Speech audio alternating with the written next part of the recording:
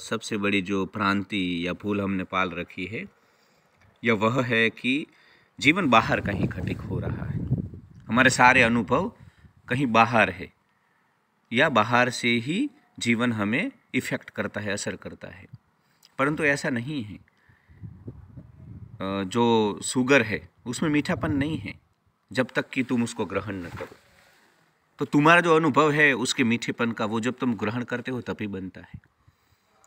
कोई स्त्री है अगर, तो उस स्त्री में काम नहीं है, उस स्त्री को देखकर अगर तुम में काम जगता है तो वो अनुभव भी तुम्हारा भीतर है। एक बार भोग करने के बाद, 2 बार भोग करने के बाद इसी स्त्री को देख करके तुम्हारे अंदर भाव नहीं जगते हैं। क्यों? अगर स्त्री में काम होता तो अभी भी जगने चाहिए। तो कहने का तात्पर्य है कि जीवन का पूरा सरोकार, पूरा का पूरा अनुभव भीतर है, तुम्हारे भीतर है।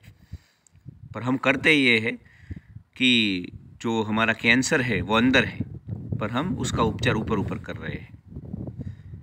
तो जीवन के जो तनाव है, जीवन के जो दुख है वो कभी ख़त्म नहीं होंगे जब तक उसको निपटाने के सारे इलाज अगर बाहर की दुनिया में किए जाएंगे।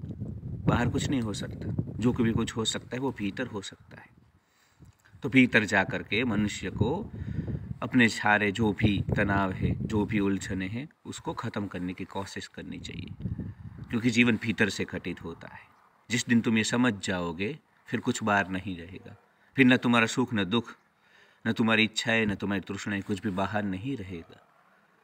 तुम अपने आप में समेट जाओगे और तुम पाओगे कि तुम तो सम्राट हो, तुम इतने विराट हो, तुम इतने बड़े हो कि कोई तुम्हें छोटा नहीं कर सकता। इस खेल में कोई ताकत ही नहीं है। जो तुम्हारा भीतरी आयाम है ना, वो बहुत बड़ा है। तो जीवन भीतर से घटित होता है, जो भी है वो भीतर है, बाहर कुछ नहीं है। बाहर कुछ नहीं हो सकता तुम्हारा।